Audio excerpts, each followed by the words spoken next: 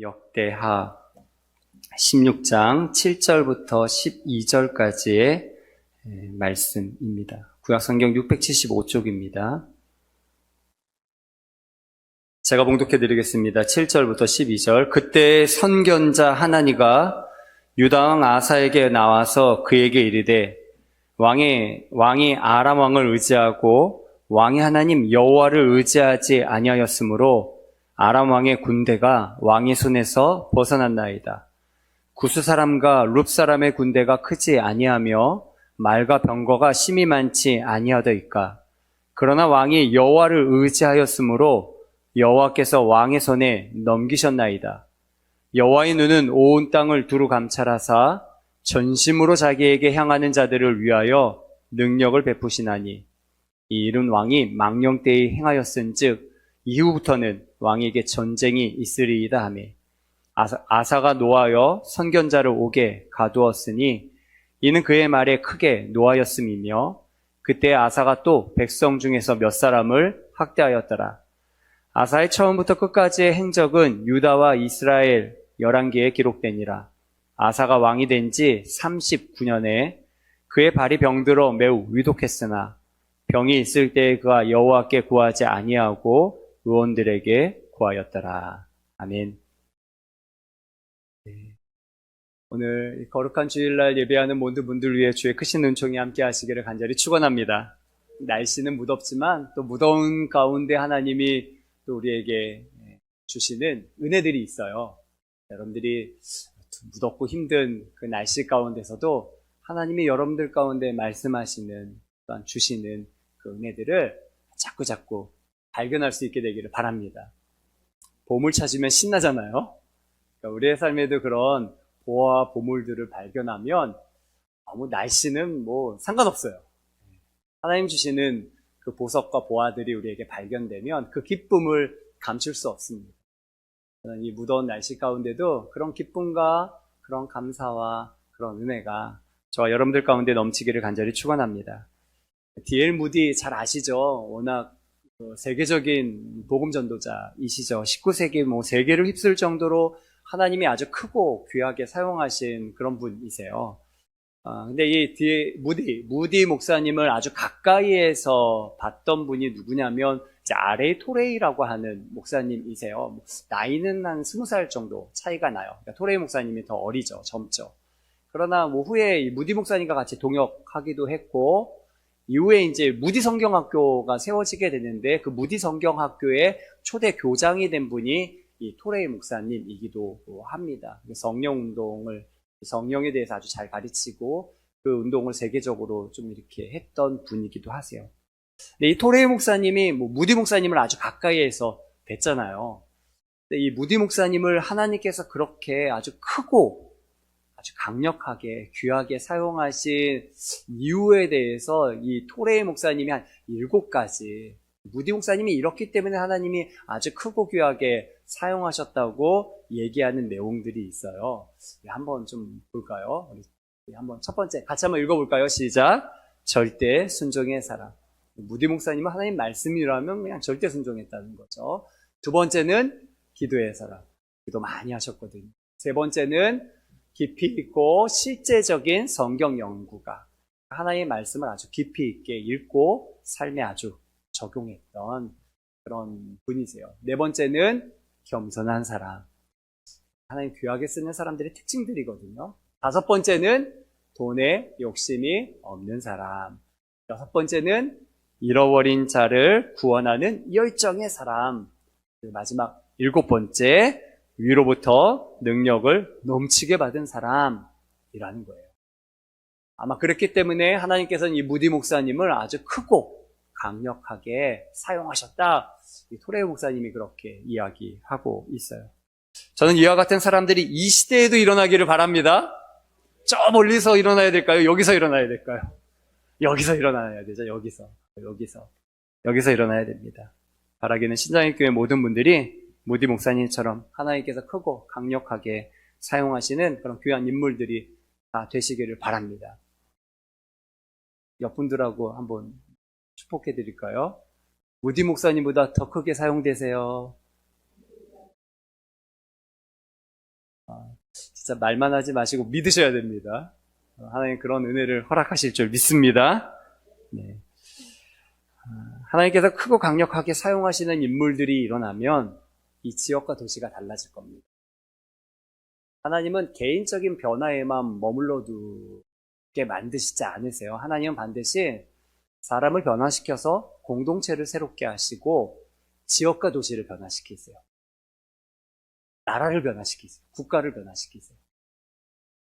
그래서 성경에 보면 베드로가 그렇게 얘기하죠. 너희는 왕 같은 제사장들이요. 거룩한 나라, 네이션, 국가라는 거예요. 국가요. 그게 소유된 백성이라 라고 얘기하고 있죠. 왕처럼 다스리고 지도하고 정복하는 그런 영향력을 하나님의 사람들은 이 시대 가운데 행하여야 합니다. 여기 있는 모든 분들이 그런 왕처럼 이 세상을 다스리고 정복하고 주의 빛을 비출 수 있는 그런 신앙의 인물들 다 되시기를 바랍니다. 오늘 한 통치자 왕에 대한 이야기를 좀 하고자 해요. 아사 왕이라고 하는 인물이에요. 그는 남유다의 세 번째 왕입니다. 이스라엘이 솔로몬 이후로 왕국이 이렇게 나누어지죠. 북쪽은 이스라엘, 남쪽은 유다. 이렇게 나라가 갈라져요. 그러니까 솔로몬의 왕 아들이었던 르호보암 때 갈라지죠. 그래서 이 다윗 왕가는 남쪽 유다를 향해서 가게 되고요. 그리고 북쪽은 이제 여로보암으로부터 시작돼서 다른 사람들에 의해서 이루어지게 되죠. 그러니까 이 아사의 할아버지가 누구냐면 르호보암이에요. 솔로몬의 아들이죠. 그럼 증조 할아버지가 누구란 얘기예요? 솔로몬. 그럼 고조 할아버지는요? 다윗. 이렇게 되겠죠. 남유다 세 번째 왕인데요. 이 아사 왕은 처음에 아주 신앙생활을 아주 잘했던 사람이에요. 얼마나 잘했느냐? 유다 왕국을 아주 새롭게 만들었던 그런 인물입니다. 나라를 막 개혁했어요. 어떻게 개혁했냐면 이방 제단들, 그 당시에는 예배가 거의 다 사라져가고 있었거든요. 유다 왕국도 그랬어요. 이방의 신들이 막 들어오면서 산당들 짓고 제단들 형성하고 그러면서 제사장들도 막 사라져갔고 예배가 무너져갔거든요. 이 아사 왕 때에 그런 이방 제단들, 우상들 다 제거하고 하나님만 섬기도록 나라를 개혁하고 새롭게 했던 인물이 아사 왕이에요. 아사 왕. 그래서 나라를 아주 견고하게 만들었죠. 이 아사 왕 때 아주 큰 전쟁이 벌어졌어요. 구스, 오늘 본문에 보면 구스, 룹 사람들이 쳐들어왔다고 얘기하는데 이게 아프리카거든요. 아프리카에 이제 구스의 아주 큰 대군들이 쳐들어와요. 당시 최신식 무기라고 할 수 있는 병거 300대. 그러니까 막 말과 병거를 심히 많이 끌고 100만 대군이 쳐들어오거든요. 남유다는 아주 작은 나라예요. 이스라엘보다도 아주 더 작은 나라인데, 그런데 100만 대군이 병거를 이끌고 쳐들어왔으니까 이 아사가 감당할 수 없잖아요. 유다가 감당할 수 없죠. 근데 이 아사가 신앙생활 잘했다 그랬어요? 못했다 그랬어요? 잘했어요. 그러니까 이 아사가 누구를 의지했을까요? 하나님을 의지했죠. 하나님 도와주세요. 부르짖고 기도했더니요. 와, 하나님께서 이 전쟁을 승리케 하셨어요. 기적이 일어나게 하셨어요. 그래서 아주 큰 승리를 맛보게 하셨죠.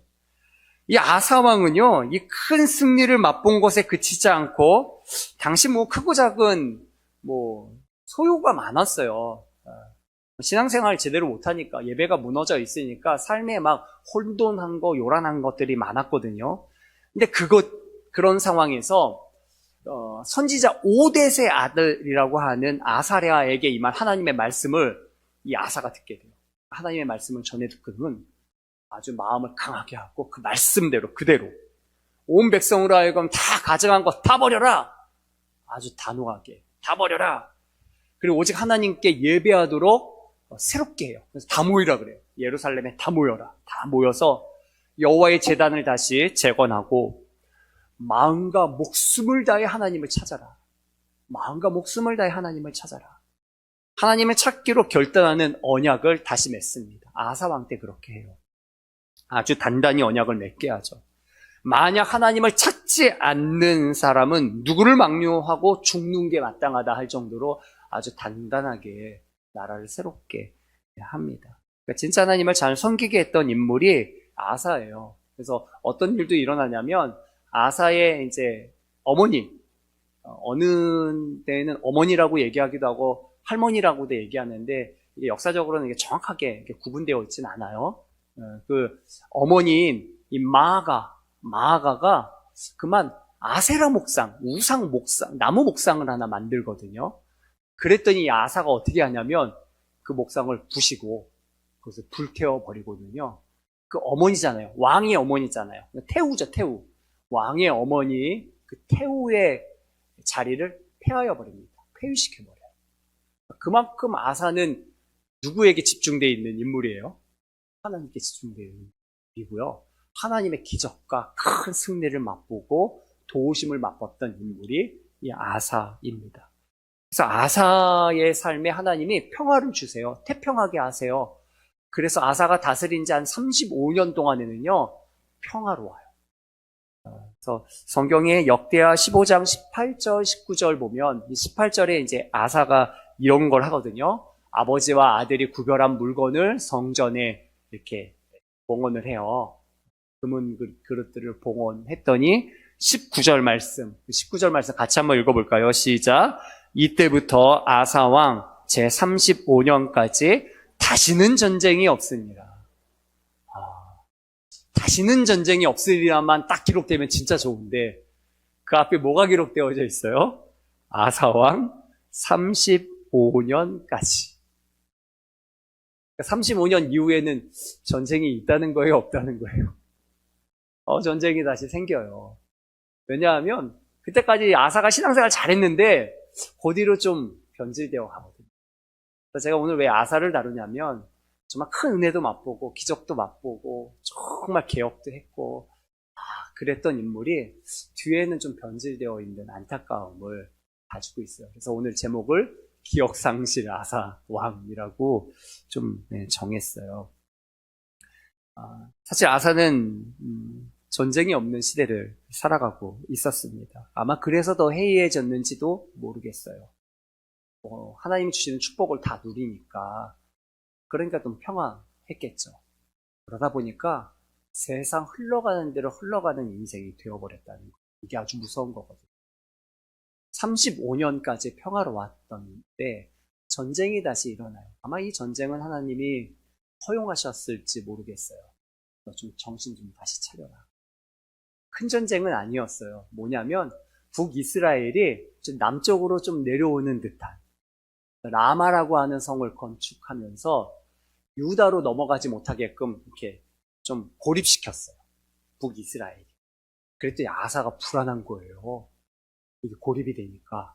그래서 어떡하냐면 당시 세상에서 가장 큰 국가였던 아람에 가서는요 도움을 요청해요. 말이 도움을 요청하는 거지 뭐냐면 금은 재물 다 갖다 바치면서 저 좀 도와주세요. 아버지요 저 좀 도와주세요 이래요. 네 아버지요 저 좀 도와주세요. 아람에 굴복하거든. 그러면서 도움은 얻어요. 사실 외교적인 도움을 얻어요. 도움을 얻으면서 아람이 진짜 이렇게 도와주니까 북이스라엘이 알아서 다 도망쳐요. 다 도망쳐서 아사 왕은 그것 가지고 자기 나라를 더 견고하게 만듭니다. 잘한 것 같지만 세상적으로는 잘한 것 같지만 누가 싫어할까요? 하나님이 싫어하시죠. 하나님이 싫어하셔서 선지자를 보내서 선견자를 보내서 아사를 책망하기 시작합니다. 정신 차리라고 얘기하는 거죠. 그게 오늘 저와 여러분들이 읽었던 말씀이에요. 무슨 얘기를 이 선견자 하나니가 하냐면 왜 왕이 하나님을 의지하지 않고 아람 왕을 의지합니까? 하나님을 의지하지 않고 아람 왕을 의지했기 때문에 오히려 아람 왕의 군대가 왕의 손에서 벗어났습니다. 생각 밖의 이야기를 해요. 아람은 지금 정말 거대한 강력한 나라라고 얘기했잖아요. 근데 그 군대가 유다라고 하는 조그만 이 아사 왕의 손에서 벗어났습니다. 그 지배에서 벗어났습니다라는 얘기를 왕의 선견자가 해주고 있어요. 그러면서 무슨 얘기를 하냐면 8절에 보면 구스 사람과 룻 사람, 즉 아프리카 대군들이 그 100만 대군이 몰려왔을 때 왕이 하나님 의지해서 하나님이 그들의 그 거대한 대군을 왕의 손에 넘겨주지 않으셨습니까? 그런데 왜 지금은 이 북이스라엘이 좀 움찔거린다고 두려워서 오히려 아람에 굴복하고 말아서 아람이 왕의 손에서 벗어나게 했습니다. 책망하는 거죠. 여기 아주 중요한 게 깔려 있어요. 하나님 지금 아사 왕을 크게 보세요? 작게 보세요? 크게 보시죠. 그쵸?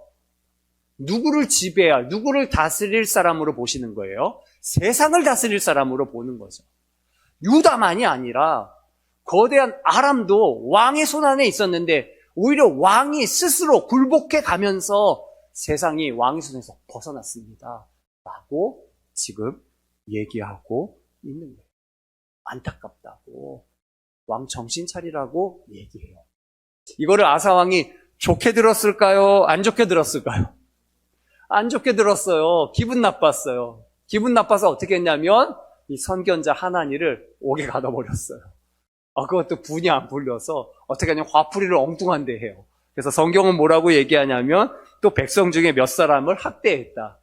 불똥이 엉뚱한 데 튀었다는 얘기를 하고 있는 거죠. 화풀이를 막 엉뚱한 데 하고 있어요. 왕이 화풀이 했으니까 장난이 아니었겠죠. 심한 잔혹한 일들이 벌어질 것입니다. 더 안타까운 기록은 12절에 기록되어 있어요. 12절 말씀 좀 같이 읽어볼까요? 12절 말씀 우리 함께 읽겠습니다. 시작. 아사가 왕이 된 지 39년에 그의 발이 병들어 매우 위독했으나 병이 있을 때 그가 여호와께 구하지 아니하고 의원들에게 구하였더라. 발에 병들었는데 그게 아주 위독하게 됐다. 그러면 좀 누구 찾을만 해요? 하나님 찾을만 한데 찾았어요? 안 찾았어요? 안 찾았어요. 오히려 누구를 의지했다고 얘기하고 있어요?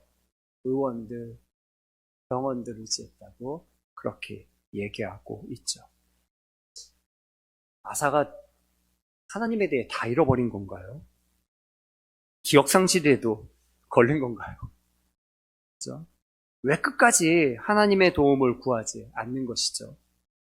병들어 정말 죽게 된 그 순간이 찾아오는데 왜 하나님께 기도하지 않고 구하지 않고 세상의 헛된 것만 의지하다가 결국 그 다음에 보면 2년 뒤에 죽었다는 얘기예요.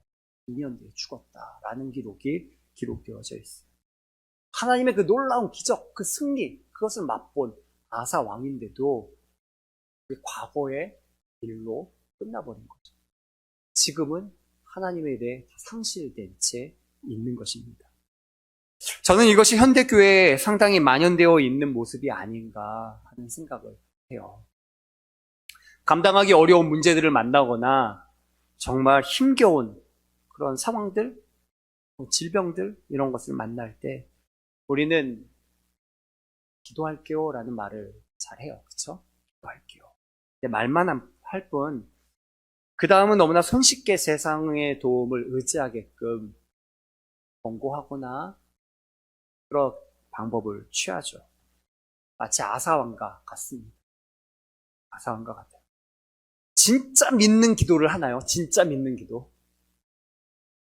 어떠한 어려운 문제라도, 어떤 어려운 상황이라도 그것을 하나님이 진짜 해결해 주실 줄 믿고 구하나요? 그렇게 기도하면 좋을 텐데 기도하지만 정말 해결될 것, 나을 것 믿지 못하고 는 경우가 많죠. 믿지 못하니 아예 기도조차 못하는 경우들도 많을 겁니다. 프랜시스 맥너트라고 하는 분이 쓴 거의 완벽한 범죄라는 책이 있어요. 거의 완벽한 범죄. 저도 못 읽어봤어요. 못 읽어봤는데 이 책이 어떤 내용이라고 하냐면 교회가 치유사역을 거의 말살해온 역사적 과정에 대해서 이 책이 연구하고 그리고 그 해결책을 이렇게 제시하는 그런 책이에요. 누가 예수님께서 가르치신 기적과 능력과 이런 그런 치유의 사역들을 죽인 건가? 이 책에서 그렇게 파고들죠.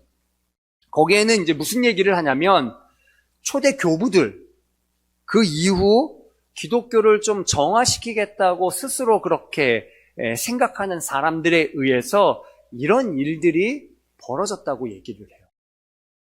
무슨 얘기냐면 이런 거예요. 이런 거. 우리가 신학을 공부하면 꼭 그 초대 교부 중에 다루는 인물이 누구냐면 어거스틴이에요. 어거스틴. 서방 신학을 이렇게 기초를 놓고 집대성했던 인물이 성 어거스틴. 여러분 잘 아시죠? 이 어거스틴이에요. 뭐 어머니 모니카고 그 어거스틴이거든요. 이 어거스틴, 뭐 고백록, 참회록을 썼던 이 어거스틴을 꼭 다루어야 돼요. 뭐 방대하게 신학을 다 정리해 놨던 그런 아주 귀한 분이거든요. 배워요. 근데 이 어거스틴이 처음에는요, 무슨 얘기를 얘기했냐면, 이제 기적은 끝났다. 예수님과 사도시대 이후에는, 이제 이 성경시대 이후에는 기적은 다 끝났다. 이런 것을 주장했어요. 이 어거스틴이요. 그런데 그의 말년에 보면, 그가 맡았던 교구에 정말 놀라운 기적들이 나타나거든요. 병이 낫고 막 이런 하나님의 은혜와 기적들이 자기 말년에 나타나요. 자기가 맡고 있는 그런 지역과 교구 안에 그런 일들이 일어나거든요. 또 자신도 아픈 사람을 위해 기도하면요, 기적이 나는 거예요. 병이 낫는 거예요.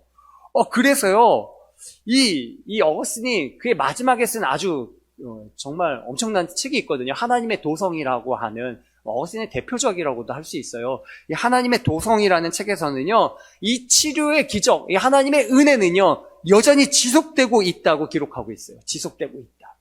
그래서 그의 말년에는 리트렉션이라고 하는 책을 하나 더 쓰거든요. 이게 이제 취소, 철회라고 하는 뜻의 이런 책인데, 거기에서 자기가 예전에 주장했던 사도시대 이후에는 이런 기적은 끝났다, 은사는 끝났다, 치료는 끝났다 했던 이것에 대한 주장을 철회하고 오히려 이 은혜는 여전히 지속되고 있다는 것을 강력하게 지지를 합니다. 그래서 어거스틴이 이런 얘기예요. 밀란에 살던 어떤 소경이 밀란의 순교자들, 그러니까 프로테시우스, 게르바시우스, 네로 황제 때 순교했던 사람들이거든요. 그 시신, 그 곁에 있었는데 오히려 이 소경이 눈이 밝아지는 기적이 나타났다는 거예요. 눈이 밝아지는 기적. 근데 사실 이런 일들에 관해서는 나열할 수 없을 정도로 사실은 우리의 삶에 많고, 그뿐만 아니라 지금 이 순간에도 계속 일어나고 있다. 어거스틴이 그렇게 이야기했어요. 그런데 이런 어거스틴은 그렇게 나중에 자신의 주장을 철회하고 얘기했잖아요. 그런데 우리가 신학을 하면 누구를 배워야 된다고 얘기했어요? 어거스틴을 반드시 배우게 돼요. 종교개혁자들도 다 어거스틴을 배우면서 가거든요. 근데 이제 종교개혁자 칼빈 같은 경우에는 이 어거스틴의 초기 사상이죠. 이제 사도시대 이후에는 은사는 끝났다, 기적은 끝났다. 이 기적 종료 신학을 받아들여서 그의 교리에 정착화시켰어요. 그러니까 말씀만 중요하고 지금 이와 같은 방언도 끝났고 이런 것은 이제 없다. 이렇게 주장하는 거죠. 그래서 그 결과 이런 은사운동이나 이런 걸 철저히 배제시키는 거예요. 이미 사도들 시대에 이미 다 완성됐고 끝났기 때문에 지금은 우리가 정상적으로 신앙생활을 해야 된다. 막 이렇게 얘기하면서 그렇게만 배제시키는 거죠. 하나님은 지금도 살아 역사하시는 분이신 줄 믿습니다. 지금도 놀라운 일을 행하시는 분이신 줄 믿습니다. 그리고 굳건히 믿으셔야 돼요. 치중되어 가시면 안 됩니다. 잭 디어라고 하는 교수님, 박사님이 계세요. 이분이 쓴 책 중에 놀라운 성령의 능력이라는 책이 있습니다. 이분은 달라스 신학교의 구약학 교수님이세요. 근데 이분이 이제 자라왔던 그 교단과 그런 신학교도 어떠냐면 그런 전통적인 가르침 가운데 자라났던 그런 교수님이세요. 그래서 성령의 은사, 그런 기적, 이거는 사도들 이후에는 끝이 났다. 종료되었다. 이것을 그러면서 강조했던 그런 교수님이었거든요. 근데 이 교수님이 교회에서 이제 부흥사경회가 열리는데 누가 와서 이제 부흥사경회를 했냐면 영국의 존 화이트라고 하는 목사님이 오셔서 이제 부흥사경회를 하신 거예요. 말씀을 가리키면서 기도하는 사경회가 열린 거죠. 근데 그 사경회가 열리면서 교인들이요, 기적을 맛보아요. 병이 나요. 놀라운 은혜들이 나타나는 거예요. 그게 한두 건 나타나는 게 아니라 교회가 막 발칵 뒤집혀질 정도로 정말 놀라운 성령의 역사를 사경회 때 경험한 거예요. 그러니까 이 잭디어 이 교수님이요, 곤란에 빠졌어요. 이런 줄 몰랐는데, 뭐, 눈으로 목격하니까 너무 놀라서 그때부터 성경 그대로 어떤 전통에 매이지 않고 성경을 편견 없이 새롭게 읽으면서 깊이 연구하기 시작합니다. 그러면서 그 연구한 결과, 이 존 화이트 박사님이 주장했던 것들이 성경적으로 옳구나. 하나님의 기적과 하나님의 은사는 지금도 여전히 역사하는구나. 라는 것을 확신하게 되었어요. 그러면서 곧바로 그가 방향을 전환해서 말씀과 성령 중심의 사역을 하는 분으로 변화되게 됩니다. 저는 우리가 이런 하나님의 사람들이 다 되시기를 간절히 축원합니다. 근데 우리는 어느덧 이 아사 왕처럼 과거에는 그런 놀라운 은혜와 기적과 승리를 맛보았음에도 현대에는 그런 기적과 승리는 이미 지나갔어. 이미 지나갔어. 그런 부흥의 시기는 이미 지나갔어. 그러면서 무기력한 채 세상에 굴복하고 타협하고 적당히 지내고 있지는 않은지 점검해 봐야 돼요. 오늘 좀 그 부분을 좀 생각해 봤으면 좋겠어요. 하나님의 원래 계획은 세상에 그 어떤 크고 강력한 것이라 할지라도 하나님은 우리가 정복하고 다스리기를 원하시는 줄 믿습니다. 그게 하나님의 원래 계획이죠. 이걸 다 항실해버리는 거예요. 세상의 작은 움직임에도 그냥 불안해하고 두려워하고 오히려 세상에 굴복해가면서 그 도움 얻고자 거기에 연연하고 있는 거죠. 도움을 얻겠다고 그냥 아람의 군대에 무릎 꿇고 있는 것. 이게 아사왕의 모습이거든요. 근데 이게 현대 그리스도인들의 모습일 수 있다는 거죠. 그러니 여기서 우리는 하나님의 뜻을 보다 선명하게 다시 인식할 필요가 있습니다. 우리는요, 이런 말씀에 너무 익숙해 있는 것 같아요. 그리스도인들은 고통, 고난, 가난 많이 얘기하잖아요. 그러면 그리스도인들은 가난해야 되나요? 그리스도인들은 고난 가운데 있어야 되나요? 그리스도인들은 고통 가운데 있어야 되나요? 아니죠. 그건 과정에 있는 거죠. 광야라는 과정에 있는 거죠. 그게 목적지가 아니죠. 그건 통과해 가는 것입니다. 그로 말미암아 우리는요, 사실 우리가 깨어지고 부서지죠. 그로 말미암아 하나님의 것이 가득 담기는 온전해지는 사람으로 변화되어야 되는 거잖아요. 가난이 목적지가 아니에요. 고난이 목적지가 아니에요. 고통이 목적지가 아니에요. 그리스도인들은요, 하나님의 축복과 은혜와 능력이 목적지인 줄 믿습니다. 이 오해를 바로 잡아야 돼요. 이 오해를. 여러분, 고통을 주시는 분이 하나님이세요? 질병을 주시는 분이 하나님이세요? 가난을 주시는 분이 하나님이세요? 아니에요. 그걸 주시는 분은 하나님이 아니세요. 오히려 누가 줄까요? 욥기서 보면 누가 줘요? 사단이, 마귀가 주잖아요. 하나님께 허용은 하세요. 그 이후에 더 선용하시기 위해서 허용은 하시지만 가난과 그 고통과 그런 저주를 주는 존재는 뭐예요? 원수예요. 원수의 세력이에요. 마귀의 세력이에요. 마귀의 세력.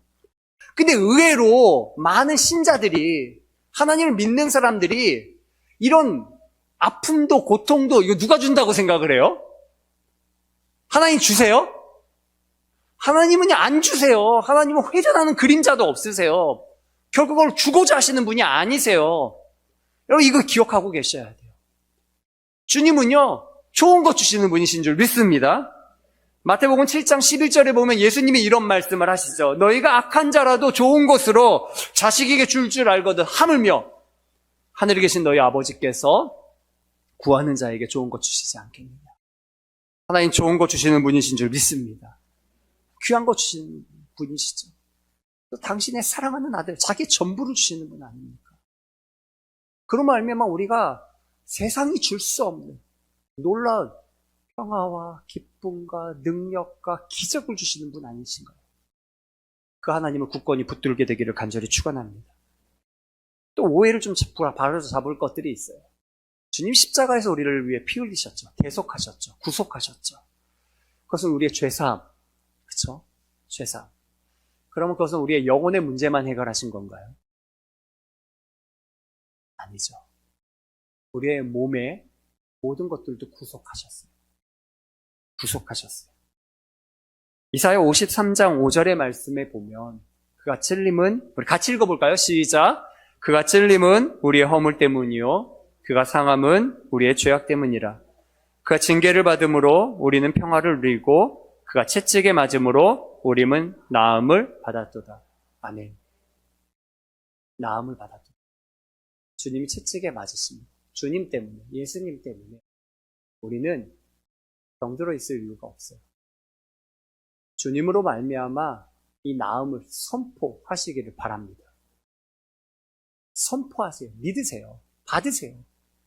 주님이 여러분들을 깨끗게 하실 줄 믿습니다.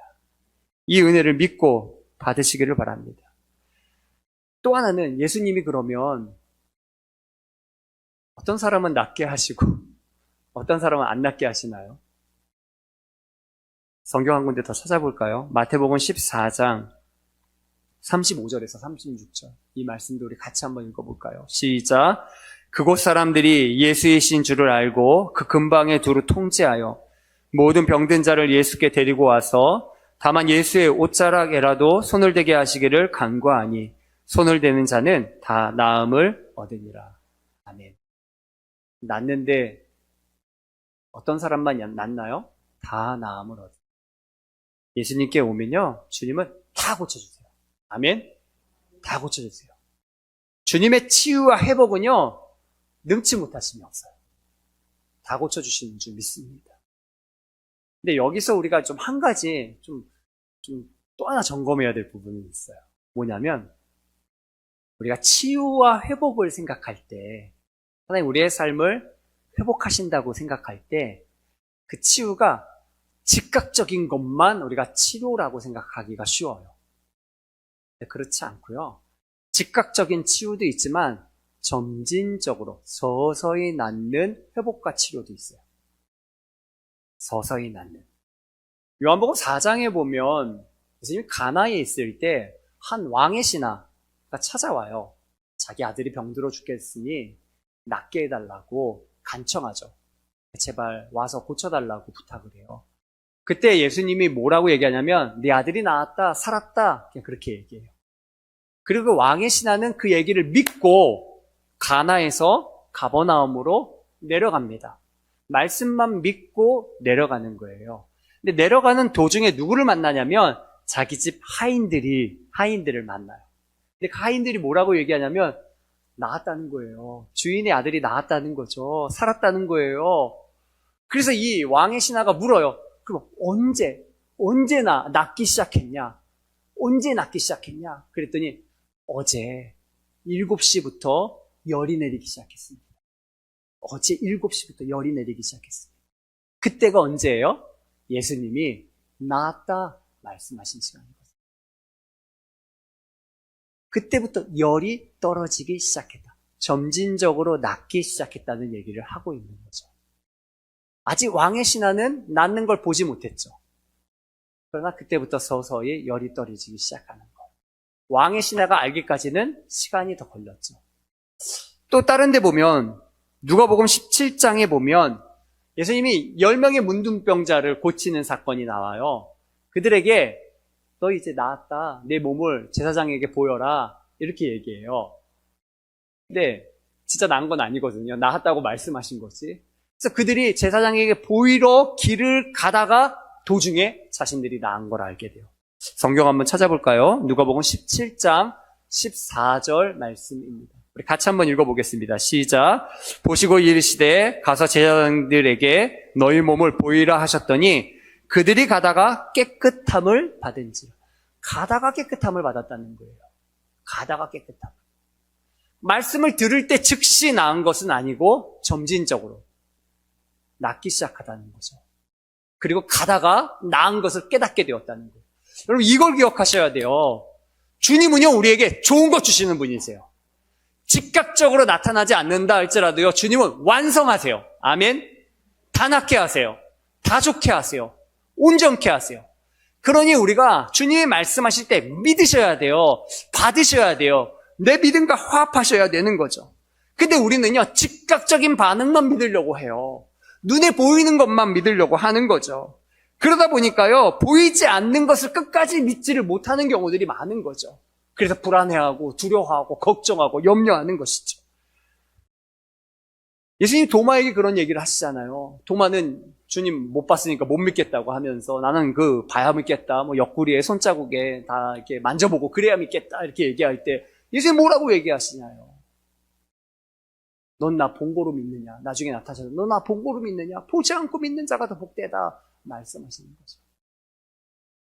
저와 여러분들이 믿음의 사람들 되기를 간절히 축원합니다. 이 믿음이 어떤 믿음입니까? 이게 바로 하나님과 같은 종류의 믿음입니다.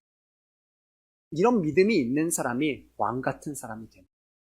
이 세상을 다스리고 정복하는 것입니다. 예수님이 오병이어의 기적을 행하실 때 어린아이의 도시락이거든요. 지금 수만 명이 모여 있어요. 장정만 5천 명이니까 수만 명이 모여 있죠. 거기에 어린이 도시락 하나 있는 거예요. 떡 5개, 물고기 2마리. 아마 그것도 작은 물고기였을 거예요. 그거예요, 그거. 근데 예수님은 어떻게 하셨죠? 하늘을 우러러 감사하며 축복하시고 기도하셨어요. 이게 예수님의 믿음, 하나님의 믿음이거든요. 우리는 에게라고 할 그거를 하나님은 믿고 감사하고 축복하셨어요. 하나님 내 말을 들으시는 걸 안 믿습니다. 그리고 감사하며 축복하며 기도했거든요. 그랬더니 어떤 일이 벌어집니까? 때도 계속 떼어지는 거죠. 때도 계속 떼어져. 결국에는 남은 것만 해도 12광주리에 차고 넘치도록 때도 그 은혜가 마르지 않고 계속 나타나는 거죠. 전 저와 여러분들의 삶에 이런 주님과 같은 믿음이 있기를 바랍니다. 이 믿음을 하나님이 우리에게 주셨어요. 왜 주셨나요? 주님이 우리의 의가 되세요. 주님이 십자가에 죽으신 것은 죄사함만이 아니라 주님이 완전히 순종하셨거든요. 십자가상에서 뭐라고 말씀하셨어요? 다 이루었다. 주님은요, 자기의 몸을 복종하면서 우리를 위해 다 이루셨어요. 다 복종하셨어요. 다 순종하셨어요. 그로 말미암아 하나님의 모든 은혜가 예수 그리스도로 말미암아 우리에게 다 열어놓으신 거예요. 주님의 이름 안에, 주님의 은혜 아래, 주님의 순종함으로 말미암아 우리는 하늘의 모든 권세와 능력이 우리에게 열린 줄 믿습니다. 그러니 그 믿음으로 우리는 왕 같은 제사장으로 살아가야 되는 거죠. 세상을 다스리고 세상을 정복하는 사람들이 되셔야 돼요. 세상의 기준으로 나는 유다라고 하는 작은 나라인데 이스라엘만 꿈쩍거려도 난 두려울 수밖에 없는데 이게 세상의 기준으로 보는 거죠. 하나님은 결코 그렇게 보지 않으세요. 너 유다 왕이야말로 아람이가 오는 그 크고 강력한 자들을 소나기에 쥐고 있는 사람이야 라고 말씀하시는 거죠. 하나님이 여러분들에게도 그와 같은 말씀을 하고 있지 않나요? 너는 예수 안에 있는 사람이야. 너는 내 안에 있는 사람이야. 너는 세상 두려워하지 말고 오히려 세상을 다스리고 정복하라고 말씀하시는 줄 믿습니다. 그러하니 이 말씀 붙들고 승리하는 저와 여러분들 되기를 간절히 축원합니다. 주의 말씀, 그 말씀이 무엇인가요? 말씀이 육신이 되어 오신 예수님 아니십니까? 그분이 우리의 병 다 짊어지셨죠. 그분이 채찍에 맞음으로 나으셨죠. 그분이 온전히 순종함으로 우리에게 주실 모든 것을 이미 다 이루어 놓으시고 쌓아 놓으신 것 아닙니까? 그러니 그 말씀을 붙들고 선포하는 저와 여러분들 되기를 간절히 축원합니다. 주님의 이름으로 선포하십시오. 그 말씀의 권세가 있습니다. 그 이름의 권세가 있습니다. 선포하며 전진해 나아갈 때 하나님의 기적이, 하나님의 승리가 이루어지게 될 줄 믿습니다. 즉각적으로 이루어지지 않는다 할지라도요, 점진적으로 이루어지고 완전히 이루어질 거예요. 그러니 그 말씀 선포하며 나아가는 저와 여러분들 되기를 간절히 축원합니다.